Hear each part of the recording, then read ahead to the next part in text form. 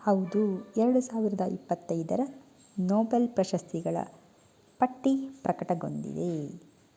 Nobel ಶಾಂತಿ ಪ್ರಶಸ್ತಿ ಪುರಸ್ಕೃತೆ ಕಾರ್ಲಸ್ ವೆನೆಜುವೆಲಾದ ಪ್ರತಿಪಕ್ಷ ನಾಯಕಿ ಹಾಗೂ ಪ್ರಜಾಪ್ರಭುತ್ವ ಪರ ಕೆಚ್ಚೆದೆಯ ಹೋರಾಟಗಾರ್ತಿ ಮಾರಿಯಾ ಕೊರಿನಾ ಮಚಾಡೊ 58 ವರ್ಷದ ಮಹಿಳೆಗೆ ಶುಕ್ರವಾರ 2025ನೇ ಸಾಲಿನ ಪ್ರತಿಷ್ಠಿತ ನೊಬೆಲ್ ಪ್ರಶಸ್ತಿಯನ್ನು ಪ್ರಕಟಿಸಲಾಗಿದೆ.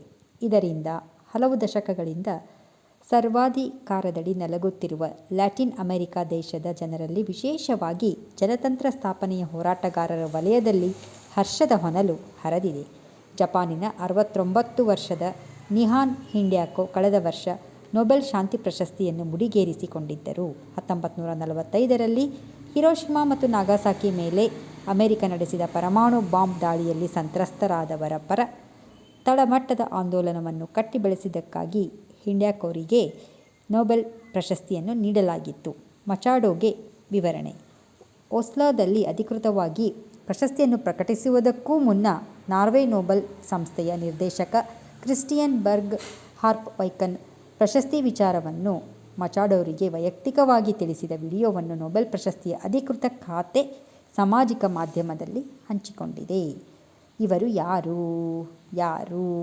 ನೊಬೆಲ್ ಪ್ರಶಸ್ತಿಯನ್ನು ಪಡೆದವರು 2025ರಲ್ಲಿ ವೆನೆಜುವೆಲಾದಲ್ಲಿ ಪ್ರಜಾಪ್ರಭುತ್ವದ ಮರುಸ್ಥಾಪನೆಗಾಗಿ ಹಲವು ದಶಕಗಳಿಂದ ನಡೆಯುತ್ತಿರುವ ಹೋರಾಟದ ಮುಂಚೂಣಿಯಲ್ಲಿರುವ ಅಗ್ರಗಣ್ಯರಲ್ಲಿ ಮಚಾಡೊ ಒಬ್ಬರಾಗಿದ್ದಾರೆ. 1967ರ ಅಕ್ಟೋಬರ್ 7ರಂದು ಜನಿಸಿದ ಮಚಾಡೊ ಮನಃಶಾಸ್ತ್ರಜ್ಞೆ ಕೊರಿನಾ ಒರಿಸ್ಕೊ ಪರಿಸ್ಕಾ ಮತ್ತು ಉದ್ಯಮಿ ಹೆನ್ರಿಕ್ ಮಚಾಡೊ ಝಲೋಗಾ ದಂಪತಿಯ ಹಿರಿಯ ಪುತ್ರಿ. ರಾಜಕೀಯವಾಗಿ ಮಾತ್ರವಲ್ಲದೆ ಶೈಕ್ಷಣಿಕವಾಗಿಯೂ ತಮ್ಮದೇ ಛಾಪನ್ನು ಒತ್ತಿರುವ ಮಚಾಡೊ ಕೈಗಾರಿಕಾ ಇಂಜಿನಿಯರ್ ಪದವೀಧರೆ ಹಾಗೂ ಹಣಕಾಸು ವಿಷಯದಲ್ಲಿ ಸ್ನಾತಕೋತ್ತರ ಪದವೀಧರೆಯೂ ಹೌದು. ಅವರು ಮಾನವ ಹಕ್ಕುಗಳ ಪ್ರಬಲ ಪ್ರತಿಪಾದಕಿಯಾಗಿದ್ದಾರೆ. ಹಲವು ದಶಕಗಳಿಂದ ವೆನೆಜುವೆಲಾದ ಅಧ್ಯಕ್ಷ ನಿಕೋಲಸ್ ಮಡುರೊ ಅವರ ದಬ್ಬಾಳಿಕೆಯ ಆಡಳಿತದ ವಿರುದ್ಧ ನಿರಂತರವಾಗಿ ಸೆಣಸಾಡುತ್ತಿರುವ ಮಚಾಡೊ ಅನೇಕ ಬಾರಿ ಬಂಧನಕ್ಕೆ ಒಳಗಾಗಿದ್ದಾರೆ. ಪ್ರಾಣ ಬೆದರಿಕೆಗಳನ್ನು, ರಾಜಕೀಯ ಪ್ರತೀಕಾರವನ್ನು ಎದುರಿಸಿದ್ದಾರೆ. ಕಳೆದ ಅಧ್ಯಕ್ಷೀಯ ಚುನಾವಣೆಗಳಲ್ಲಿ ಮಡುರೊ ವಿರುದ್ಧ ವಿಪಕ್ಷಗಳ ಅಭ್ಯರ್ಥಿ ಆಗಬೇಕಿದ್ದ ಮಚಾಡೊರನ್ನು ಸರ್ಕಾರ ಅನರ್ಹಗೊಳಿಸಿ ಚುನಾವಣಾ ಕಣಕ್ಕೆ ಇಳಿಯದಂತೆ ಮಾಡಿತ್ತು. ನೊಬೆಲ್ ಪ್ರಶಸ್ತಿಗಳಿಗೆ ನಾಮನಿರ್ದೇಶನವನ್ನು ಮಾಡುವುದು ಹೇಗೆ? ನೊಬೆಲ್ ಶಾಂತಿ ಪ್ರಶಸ್ತಿಗೆ ಭಾಜನರಾದವರು ವಿವಿಧ ರಾಷ್ಟ್ರಗಳ ಮುಖ್ಯಸ್ಥರು, ಸರ್ಕಾರದ ಪ್ರತಿನಿಧಿಗಳು, ಸಂಸದರು, ಇತಿಹಾಸ, ಕಾನೂನು, ವಿಜ್ಞಾನ, ತಂತ್ರಜ್ಞಾನ ವಿಭಾಗಗಳ ಪ್ರಾಧ್ಯಾಪಕರು ನೊಬೆಲ್ ಶಾಂತಿ ಪ್ರಶಸ್ತಿಗೆ ನಾಮನಿರ್ದೇಶನ ಮಾಡಬಹುದು. ಸಾಮಾನ್ಯವಾಗಿ ನೊಬೆಲ್ ಶಾಂತಿ ಪ್ರಶಸ್ತಿಗೆ ನಾಮನಿರ್ದೇಶನಗೊಂಡವರನ್ನು ಯಾರು ನಾಮನಿರ್ದೇಶನ ಮಾಡಿದ್ದಾರೆ ಎಂಬುದನ್ನು 50 ವರ್ಷಗಳ ಕಾಲ ಗೌಪ್ಯವಾಗಿಯೇ ಇಡಲಾಗುತ್ತದೆ. ಆದರೆ ನಾಮನಿರ್ದೇಶನ ಮಾಡಿದವರು ತಮ್ಮ ಆಯ್ಕೆಗಳನ್ನು ಬಹಿರಂಗವಾಗಿ ಘೋಷಿಸಿಕೊಳ್ಳುವ ಅವಕಾಶ ಖಂಡಿತವಾಗಿಯೂ ಇದೆ. ಹೀಗಿದೆ ಪ್ರಕ್ರಿಯೆ: ನಾರ್ವೆ ಸಂಸತ್ತು ನೇಮಿಸಿದ 5 ಸಂಸದರ ಸಮಿತಿಯು ನೊಬೆಲ್ ಶಾಂತಿ ಪ್ರಶಸ್ತಿ ಯಾರಿಗೆ ನೀಡಬೇಕು ಎಂಬುದನ್ನು ನಿರ್ಧರಿಸುತ್ತದೆ. ಈ ಸಮಿತಿಯಲ್ಲಿ ನಿವೃತ್ತ ರಾಜಕಾರಣಿಗಳೂ ಇದ್ದಾರೆ. ಆದರೆ ಇದು ಕಡ್ಡಾಯವೇನೂ ಅಲ್ಲ.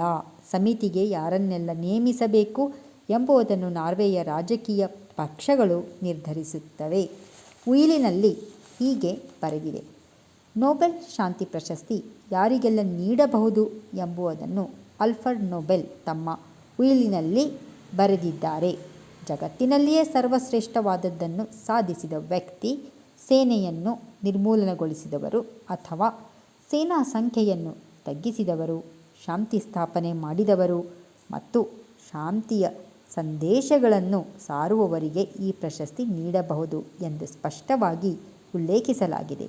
ಜಗತ್ತಿನ ಎಲ್ಲ ಪ್ರದೇಶಗಳ ಮತ್ತು ಎಲ್ಲ ಸಮಾಜದ ಎಲ್ಲ ಸ್ತರಗಳ ಜನರನ್ನು ಈ ಪ್ರಶಸ್ತಿಗೆ ಪರಿಗಣಿಸಿದ ಉದಾಹರಣೆಯೂ ಇದೆ ಎಂದು ನೊಬೆಲ್ ಶಾಂತಿ ಪ್ರಶಸ್ತಿಯ ಸಮಿತಿಯ ಹಾಲಿ ಅಧ್ಯಕ್ಷ ಜಾರ್ಜಿಯನ್ ವಾಟ್ನೆ ಫ್ರೆಡ್ನೆಸ್ ಹೇಳಿದ್ದಾರೆ.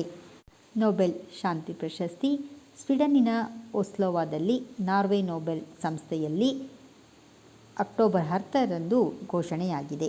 ಇದೇ ನಗರದ ಸಭಾಂಗಣದಲ್ಲಿ ಡಿಸೆಂಬರ್ 10ರಂದು ನಡೆಯುವ ಆಲ್ಫ್ರೆಡ್ ನೊಬೆಲ್ ಅವರ ಸಂಸ್ಮರಣಾ ದಿನದಂದು ಪ್ರಶಸ್ತಿ ಪ್ರದಾನ ನಡೆಯುತ್ತದೆ.